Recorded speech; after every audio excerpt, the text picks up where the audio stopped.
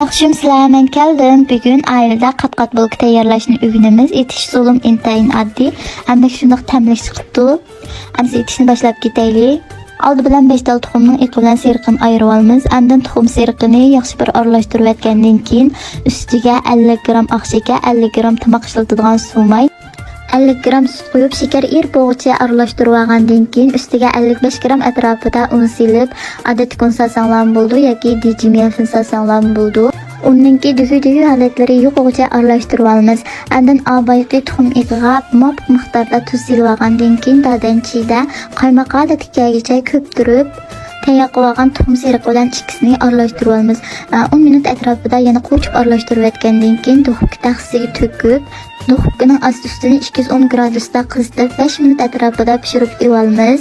Pishib tayyor bo'lgan bulkimizning yon taraflarini kesib, shundoq to'chasa shakl chigizib olgandan keyin irisni ustiga surkab, shundoq qat-qat holat chiqarib olgandan keyin yon tarafdan kesib olgan bulk parchasini ushoq o'rab ustiga chechib olsak bo'ldi. Shundoq tamlik bek yumshoq chiqib yoqtirgan bo'lsanglar, sizlar sinab beqinglar. Oilada iris yasashni o'rgangan bala ayrimxonada uchirganlar yoki piyonchi yezib qo'yinglar. Xayr xo'sh. Tatlı qamroqlar meni qo'shilishni unutmanglar.